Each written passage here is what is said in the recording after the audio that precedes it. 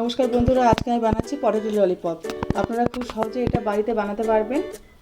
এখানে দুটো আলু আমি সেদ্ধ করে নিয়েছি, পেঁয়াজ কুচি, কাঁচা লঙ্কা কুচি, ধনেপাতা কুচি, ক্যাপসিকাম কুচি আর আদা গ্রেট করে নিয়েছি। একটা ময়দার ব্যাটার বানিয়ে নিয়েছি, ময়দা আর কর্নফ্লাওয়ার দিয়ে। ওর মধ্যে নুন দিচ্ছি সামান্য, আর ব্রেড ক্রাম্ব নিয়েছি, গ্রেট করে নেব।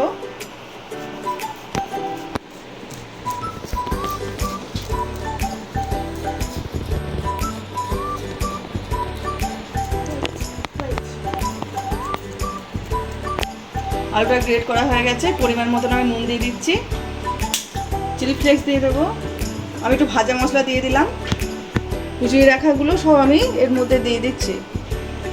পেঁয়াজ কুচি দিয়ে দিলাম, কাঁচা লঙ্কা কুচি দিয়ে দিলাম, ধনেপাতা কুচি দিয়ে দিলাম, আদা গ্রেট করা দিলাম, ক্যাপসিকাম কুচিটা দিয়ে দিলাম, 2 চামচ মতন ব্রেড ক্রাম্ব দিয়ে দিচ্ছি। সব একসাথে আমি মাখিয়ে নেব।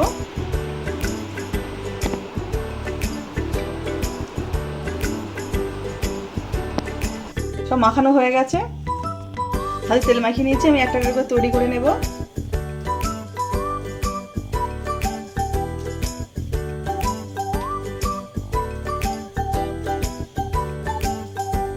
দেখুন এরকম তৈরি করা হয়ে গেছে। এবার আমি একটা কাঠি এর মধ্যে দিয়ে দেব।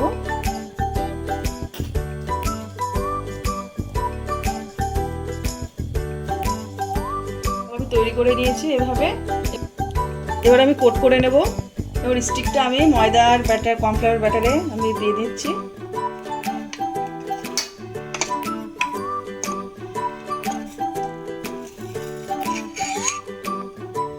এবার ব্রেড ক্রাম্বসে দিয়ে দেব।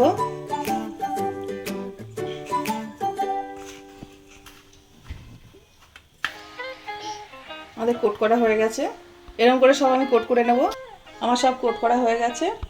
কড়াইতে তেল দিয়ে দিয়েছি, তেল গরম হয়ে গেছে। এবার আমি তেলে সব একটা একটা করে ছেড়ে দেব।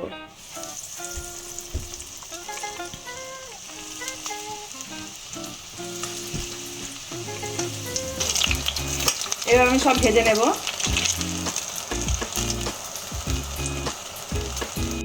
ললিপপগুলো ভাজা হয়ে গেছে, আমি তুলে নিচ্ছি।